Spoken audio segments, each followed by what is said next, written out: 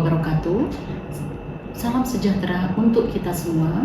Saya Purwanti SEME, salah satu dosen program studi Ekonomi Syariah Fakultas Ekonomi dan Bisnis Universitas Mula Warman, Provinsi Kalimantan Timur. Tugas dari seorang dosen salah satunya adalah melaksanakan tridharma perguruan tinggi seperti pendidikan dan pengajaran, penelitian, dan juga pengabdian kepada masyarakat. Pada prodi Ekonomi Syariah terdapat kurikulum yang mana terdapat mata kuliah Ekonomi Ziswaf. Saya selaku pengampu mata kuliah Ekonomi Ziswaf tentunya menggunakan pedoman berdasarkan rencana pembelajaran semester. Nah, dalam rencana pembelajaran semester tentunya sesuai dengan CPL Prodi yang dibebankan kepada tiap mata kuliah. Adapun CPL Prodi diantaranya adalah 1. Mahasiswa menguasai konsep teoritis dalam bidang ekonomi syariah. Yang kedua, memiliki kesadaran dan kemampuan untuk terus mengembangkan diri, kemudian mampu menciptakan inovasi dan solusi kreatif dalam bidang ekonomi syariah. Adapun capaian pembelajaran untuk mata kuliah Ekonomi Ziswaf ini adalah yang pertama, mahasiswa dapat menjelaskan teori dasar tentang zakat, infak, sedekah, dan wakaf dalam ekonomi syariah. Kemudian yang kedua, dapat mengaplikasikan teori Ziswaf dalam skema distribusi dan pengelolaan keuangan Islam. Kemudian yang ketiga, mengembangkan solusi inovatif untuk meningkatkan efektivitas Ziswaf dalam mendukung kesejahteraan sosial. Dan yang keempat adalah menyusun strategi kreatif dalam pengelolaan lembaga Ziswaf berbasis teknologi. Sebagai bahan rujukan pada mata kuliah Ekonomi Ziswaf ini, saya ambil bersumber dari buku, kemudian juga artikel yang tentunya relevan dengan mata kuliah Ekonomi Ziswaf. Pada pertemuan untuk mata kuliah Ekonomi Ziswaf ini berjumlah 16 kali pertemuan, dan juga untuk asesmen mahasiswa terdapat beberapa komponen. Yang pertama adalah tugas dengan nilai 25%, kemudian project 25%, kemudian afektif sebesar 10% penilaian, dan juga untuk UTS 15%, dan untuk UAS adalah 25%. Mata kuliah Ekonomi Ziswaf ini bertujuan untuk memberikan pemahaman mendalam tentang peran instrumen Ziswaf dalam perekonomian Islam, khususnya dalam distribusi kekayaan dan pemberdayaan masyarakat. Mata kuliah ini mengeksplorasi konsep dasar Ziswaf, mekanisme operasionalnya, serta aplikasi modern dalam manajemen keuangan berbasis syariah. Mahasiswa akan mempelajari bagaimana pengelolaan Ziswaf dapat dioptimalkan dengan teknologi digital seperti fintech dan blockchain untuk meningkatkan efisiensi dan akuntabilitas. Penerapan praktis melalui studi kasus dan diskusi tentang fatwa-fatwa terbaru dari Dewan Syariah Nasional. Berikut akan saya tampilkan video pembelajaran. Assalamualaikum warahmatullahi wabarakatuh. Waalaikumsalam warahmatullahi wabarakatuh. Bagaimana kabar hari ini kalian semua? Alhamdulillah. Sehat semuanya? Sehat. Baiklah, sebelum kita mulai pembelajaran pada siang hari ini, tentunya kita berdoa memanjatkan terima kasih kepada Allah SWT yang mana telah memberikan kesehatan kepada kita semua sampai hingga saat ini. Semoga kita diberikan kelancaran dalam aktivitas kita. Kepada saudari Hila dipersilakan untuk memimpin doa teman-teman. Silakan. Teman-teman, sebelum kita memulai belajar pada hari ini, alangkah baiknya kita berdoa terlebih dahulu. Berdoa dimulai.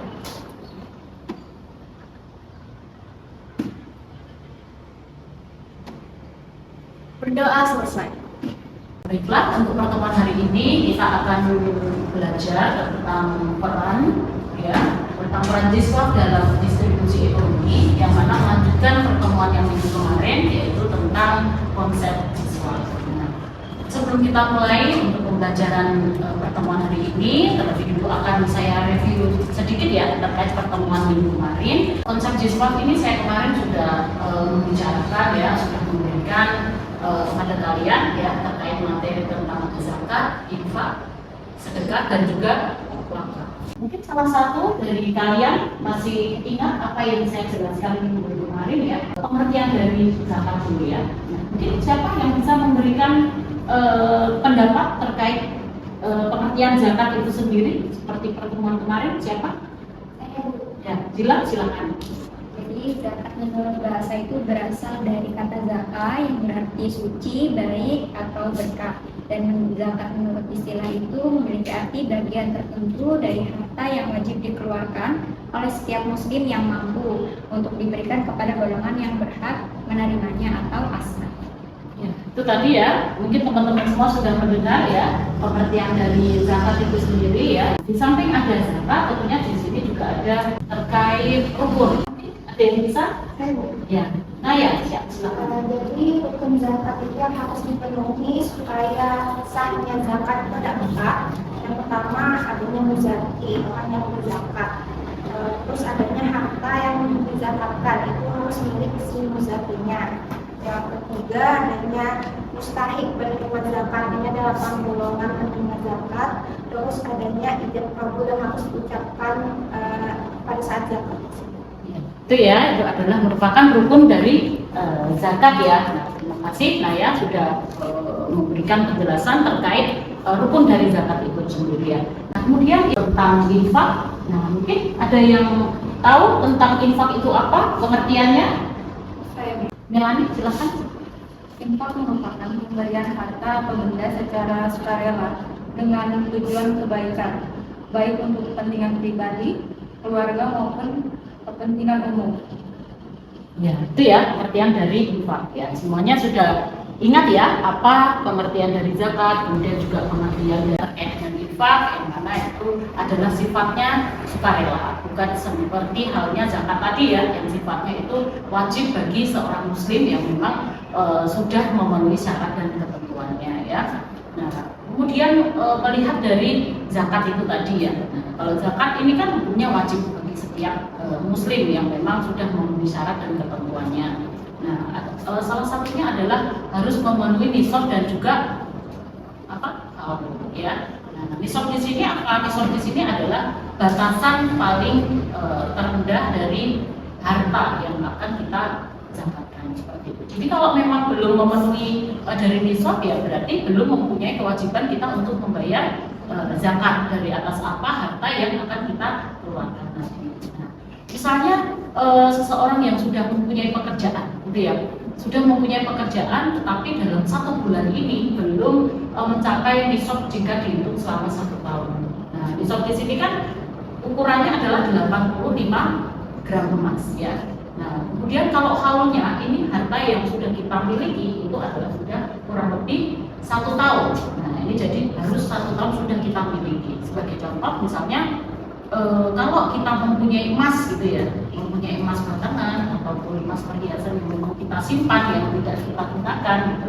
Nah, kurang lebih sudah mempunyai ukurannya 85 gram emas. Nah, di sini berarti kalau kita mempunyai deposito juga di bank, tinggal kita kalikan saja. Kalau misalnya sekarang emas ini adalah satu gramnya 1.900.000. Nah, tinggal kita kalikan saja kali 85 gram emas. Nah, ini hasilnya adalah kurang lebih 160 juta. Jadi kalau kita sudah mempunyai harta kurang lebih 160 juta, misalnya punya uang kita depositokan di bank gitu ya, kemudian punya emas yang sudah kadarnya kita punya 85 gram emas, nah ini sudah selama 1 tahun, berarti akan kita keluarkan zakatnya, yaitu 2,5% ya.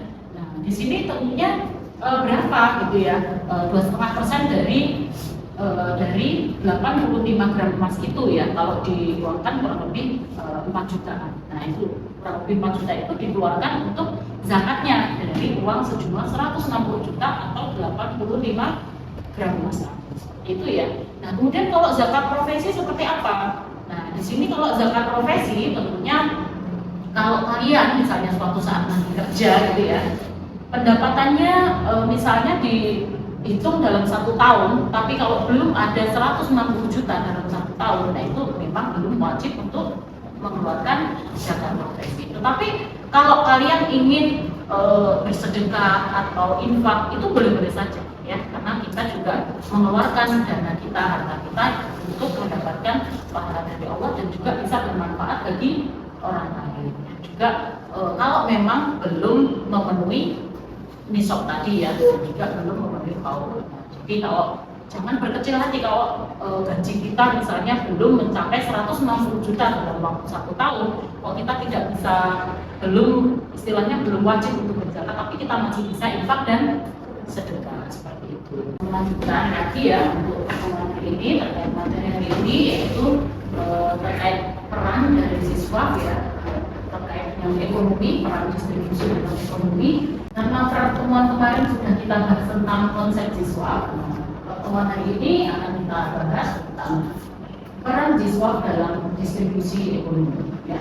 Nah, kemudian apa saja yang akan kita pelajari pada siang hari ini, yaitu yang pertama tentang definisi siswa ya, kemudian juga tentang tujuan distribusi ekonomi Islam, kemudian yang ketiga peran siswa dalam distribusi ekonomi, kemudian yang keempat ilustrasi peran siswa dalam distribusi, kemudian yang keempat yaitu dampak positif distribusi siswa terhadap ekonomi, dan yang terakhir nanti adalah kesimpulan. Sebelum kesimpulan nanti saya rasa ada sedikit diskusi ya yang akan saya berikan kepada kalian semua, yaitu untuk kelompok seperti apa gitu ya. Nah, nanti akan ada presentasi dari perwakilan dari kelompok ya. Kemudian kita lanjut ya. Di sini pertama kali akan kita bahas tentang apa itu siswa ya. Tentunya di sini merupakan instrumen filantropi Islam ya, yang mana dirancang untuk mengatasi terkait kesenjangan ekonomi dan juga meningkatkan keadilan sosial. Jadi peran siswa ini adalah sangat penting ya bagi masyarakat, tentunya bagi kalau yang zakat tadi memang sudah ditentukan ya harus sesuai dengan 8 asnaf ya. Nah, tapi kalau untuk infak sedekah, nah ini kegiatan sosial yang bisa diberikan kepada siapa saja, tetapi difokuskan juga bagi orang-orang yang memang kurang mampu ya dari segi ekonomi. Bagaimana tentang jumlah siswa ini memang sangat penting ya untuk distribusi ekonomi bagi masyarakat. Nah, di sini tentunya mempunyai peran gitu ya, peran siswa itu sendiri bagi masyarakat. Yang pertama adalah untuk mengurangi antara gap ataupun kesenjangan bagi si kaya dan si miskin tentunya ya. Nah, di sini tentunya kalau tidak ada siswa itu sendiri, tentunya yang miskin akan tetap miskin karena tidak mendapatkan bantuan dari instrumen siswa tadi. Tetapi dengan adanya siswa ini, ini tentunya bisa sangat membantu bagi fakir miskin itu tadi ya, yang mungkin awalnya tidak bisa mencukupi kebutuhan seharinya, tapi dengan adanya siswa itu sendiri bisa dapat mengkonsumsi apapun yang diperlukan dalam keadaan sehari-hari yang dibutuhkan masyarakat fakir dan miskin itu untuk mencukupi kebutuhan sehari-harinya. Itu ya.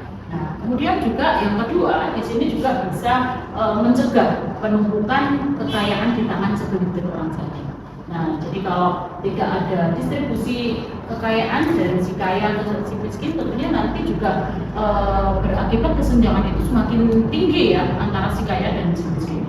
Ya, dan juga penumpukan harta hanya dimiliki oleh si kaya ya, yang si kaya akan tetap kaya terus, dan juga yang si miskin nanti akan semakin kesulitan dalam memenuhi kebutuhan sehari-hari. Jadi siswa ini sangat penting gitu ya bagi masyarakat, terutama ekonomi yang dalam kondisi yang kekurangan ya. Nah, kemudian yang ketiga di sini juga menegakkan keadilan sosial dan juga solidaritas ekonomi. Nah, di sini dengan memberikan ya harta dalam bentuk zakat, infak, sedekah dan wakaf tadi sangat membantu gitu ya. Mungkin ada masyarakat yang miskin yang harusnya tidak bisa makan gitu ya, yang mungkin hanya sehari sekali makan, tetapi dengan ada bantuan siswa mereka mungkin bisa 2 kali, 3 kali untuk bisa makan dan minum seperti pada umumnya gitu ya. Kemudian ada yang masyarakat miskin mungkin karena tidak mempunyai biaya untuk pendidikan anaknya gitu ya.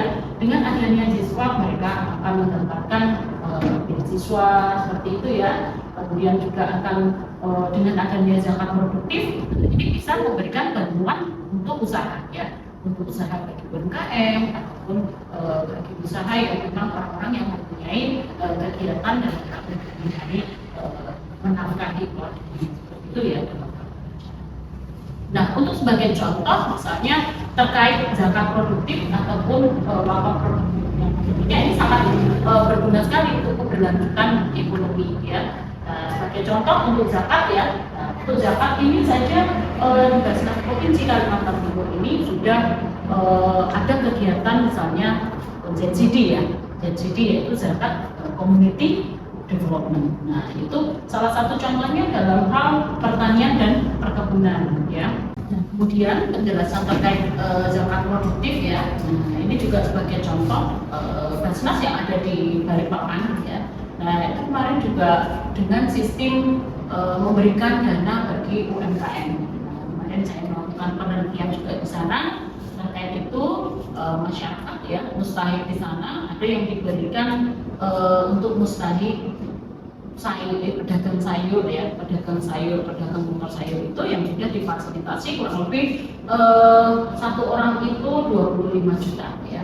Nah, 25 juta ini untuk membeli motor ya, difasilitasi juga kayak seperti tempat rombong sayurnya dan juga ada dananya untuk membelanjakan uangnya untuk belanja sayurnya itu sendiri untuk dijual ke masyarakat. Nah, itu kurang lebih setiap tahunnya ada 20 mustahik yang diberikan bantuan untuk sayur itu. Nah, kemudian di samping itu juga ada peternakan ya, penggemukan sapi yang ada di Balikpapan sendiri ya. Setiap orang akan mendapatkan sapi anakan ya. Setelah tahun berganti harapannya ke depannya nanti mereka semua mustahik ini harapannya menjadi muzaki ya, dengan sudah diberikan bantuan itu dari Basnas Balikpapan. Kemudian juga ada yang sistemnya Z-Mart ya. Sistem Z-Mart ini sudah dilaksanakan di Basnas Bontang ya. Nah, setiap satu mustahik itu diberikan 40 juta. Nah, itu 40 juta ini juga untuk memfasilitasi ruko gitu ya, ataupun tempat untuk berjualan ya, kayak toko lontong seperti itu misalnya ya. Nah, itu kemudian sarana prasarannya sudah dilengkapi dengan dana 40 juta itu. Dan juga kemudian dagangan yang dijual, nah itu juga sudah diberikan dari 40 juta itu. Jadi harapannya apa? Setiap tahun harapannya berkembang sehingga mereka tahun berikutnya akan menjadi muzaki, tidak akan menjadi mustahik lagi. Harapannya seperti itu. Dan alhamdulillah setiap kegiatan itu yang dilakukan oleh masing-masing Basnas itu tadi, kegiatannya diberikan pembimbingan dan juga istilahnya diberikan pemahaman gitu ya. Kemudian juga diberikan bimbingan baik itu laporan keuangan ataupun dalam manajemen usaha seperti itu. Akan kita lanjutkan sekarang ya terkait dengan slide terakhir ini, yaitu terkait dengan dampak positif distribusi siswa terhadap ekonomi ya. Nah, di sini tentunya yang pertama adalah keadilan sosial. Kemudian yang kedua adalah pemberdayaan umat ya. Kemudian yang ketiga di sini adalah meningkatkan stabilitas ekonomi, dan juga yang terakhir adalah terkait kepercayaan publik.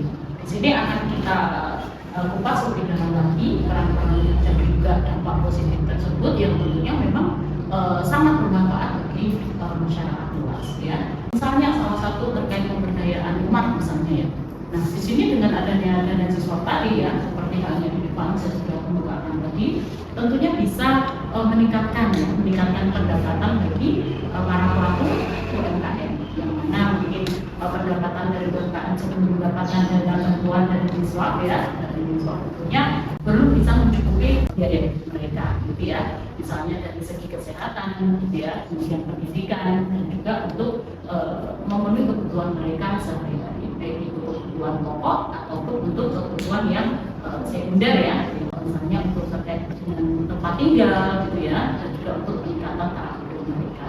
Namun dengan dana siswa yang sudah diperoleh, ini tentunya bisa meningkatkan taraf hidup mereka ya, dan juga bisa pendidikan anak-anak mereka bisa lebih baik ya, kesehatan itu juga tingkat kesehatannya juga bisa membuat mereka semakin meningkat seperti itu, dan bisa Kemudian dampak positif selanjutnya adalah tentunya bisa meningkatkan kepercayaan publik. Kepercayaan publik di sini tentunya kalau lembaga zakat ini sudah memberikan informasi-informasi terkait pendistribusian zakat kepada masyarakat ya. Nah ini bisa dilihat di websitenya, misalnya ada Basnas ya, Basnas Provinsi Kalimantan Timur, tentunya mereka akan men-share dana-dana yang sudah mereka distribusikan kepada para mustahik. Seperti itu ya. Nah, dengan adanya itu semua dengan transparansi, nah itu otomatis akan meningkatkan kepercayaan publik ya terhadap pengelolaan dana pada lembaga zakat tersebut. Nah, kemudian demikian tadi ya sudah saya presentasikan untuk materi hari ini terkait dengan peran Jiswaf terhadap ekonomi. Sebelum kita akhiri, tentunya ada diskusi yang harus dilakukan oleh kalian semua. Ya, mungkin sekarang silahkan saya bentuk 4 kelompok ya, 1, 2, 3, 4. Nah silahkan nanti akan mengerjakan ada 2 buah soal. Setiap 2 soal ini nanti silahkan diwakili oleh 1 orang untuk menjawab dari hasil diskusinya. Seperti itu ya. Sebentar akan saya lanjutkan terkait dengan materi yang sudah saya berikan tadi tentunya.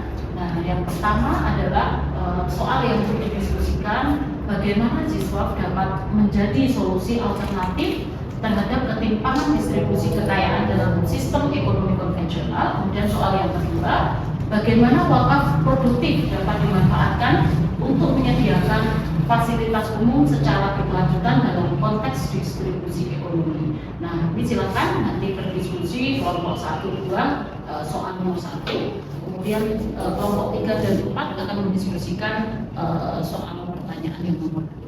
Nah, akan saya kasih waktu 15 menit, silakan nanti dipaparkan perwakilan setiap 2 kelompok 1 orang untuk mewakili.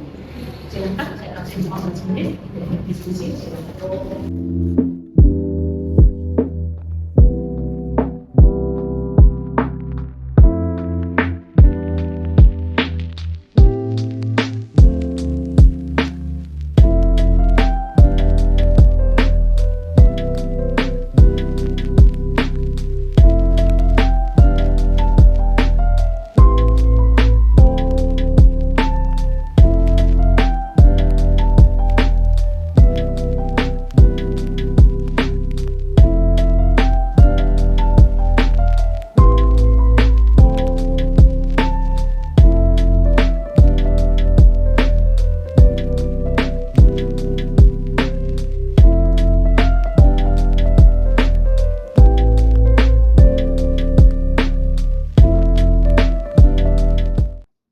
Bagaimana? Sudah selesai diskusi setiap kelompoknya? Sudah. Ya. Kelompok 3 dan 4 sudah?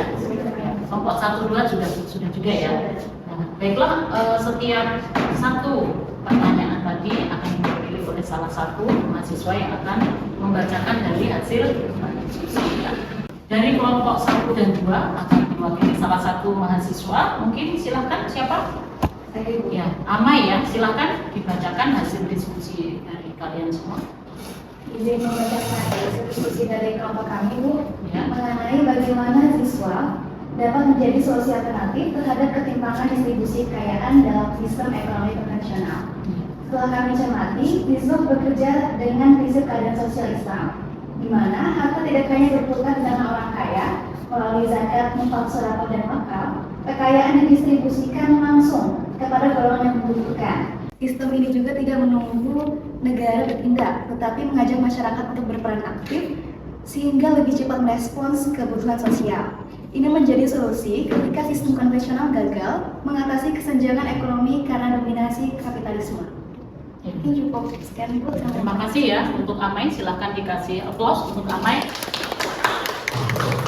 Tadi hasil diskusi dari kelompok 2 ya, tentunya mewakili kelompok 1 dan kelompok 2 ya, dari hasil pertanyaan nomor 1 ya tadi ya. Nah, kemudian akan diwakili oleh siapa? Kelompok 3 dan 4 untuk pertanyaan yang kedua. Ya, silakan Iman untuk mewakili. Silakan. Baik Ibu, berdasarkan diskusi kami, di mana mengenai bagaimana wakaf produktif dapat dimanfaatkan untuk menyediakan fasilitas umum secara keberlanjutan dalam konteks distribusi ekonomi. Nah, di mana wakaf produktif memungkinkan harta wakaf dikelola agar menghasilkan keuntungan yang dimana akan digunakan untuk mendanai sektor sosial seperti pendidikan, kesehatan, dan ekonomi. Di mana di sektor pendidikan itu seperti sekolah dari dana wakaf atau beasiswa dari hasil sewa wakaf. Dan dari sektor kesehatan itu seperti rumah sakit atau layanan kesehatan gratis. Contohnya itu rumah sakit Mata Ahmad Wardi. Dan untuk sektor ekonomi, distribusinya itu seperti kebun wakaf, peternakan, atau toko yang hasilnya untuk fakir miskin. Ini memastikan manfaatnya berlangsung jangka panjang tanpa mengurangi pokok harta wakaf tersebut. Mungkin sekian Bu dari kami. Terima kasih, Diman. Bisa kita kasih aplaus ya. Tadi dari hasil diskusi ya atas 2 pertanyaan tadi yang sudah diwakili oleh Amai untuk pertanyaan nomor 1 dan juga diwakili oleh Diman ya atas diskusi dari soal nomor 2. Nah, itu tadi ya terkait baik itu Ziswap ya untuk perannya terhadap distribusi ekonomi dan juga dampak positifnya dan juga seperti apa Ziswap itu sangat penting bagi masyarakat di Indonesia. Demi percepatan ekonomi ya, ekonomi yang berkelanjutan tentunya Ziswap memang harus terus ditingkatkan dan juga baik itu lembaga amal zakat juga harus meningkatkan untuk fundraisingnya sehingga bisa mencapai maksimal ataupun mencapai potensi zakat yang sudah ditentukan ataupun Ziswap ya. Jadi lebih banyak lagi kegiatan-kegiatan yang juga bisa lebih lagi luas bermanfaat untuk masyarakat. Yaitu fakir miskin dan juga orang-orang yang tentunya masih dalam kondisi yang belum seperti itu ya. Jadi betapa pentingnya Ziswap di Indonesia ini dan kita juga ikut meliterasi masyarakat bagaimana mereka untuk selalu menyalurkan dana zakat, infak, wakaf dan sedekahnya baik mau diserahkan secara langsung ataupun bisa melewati lembaga-lembaga yang sudah ada di masyarakat di negara kita. Tadi pertemuan untuk hari ini semoga bermanfaat untuk kita semua dan akan kita lanjutkan di pertemuan yang akan datang terkait inovasi dan juga teknologi Ziswap yang akan kita pelajari bersama di minggu yang akan datang. Baiklah, sebelum kita tutup untuk pertemuan hari ini, salah satu memimpin doa, silakan Kila untuk memimpin doa siang hari ini. Alhamdulillah teman-teman, kita sudah menyelesaikan pembelajaran pada hari ini. Marilah kita bersama-sama menutup dengan membaca doa. Berdoa dimulai.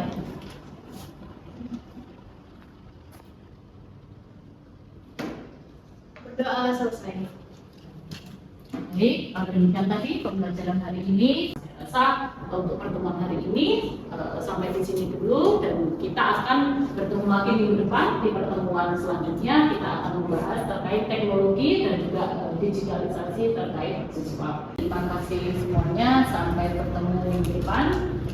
Saya akhiri, wabillahi taufiq wal hidayah. Wassalamualaikum warahmatullahi wabarakatuh. Waalaikumsalam warahmatullahi wabarakatuh. Demikian tadi video pembelajaran dari saya, semoga bermanfaat untuk kita semua. Saya akhiri, wabillahi taufiq wal hidayah. Wassalamualaikum warahmatullahi wabarakatuh.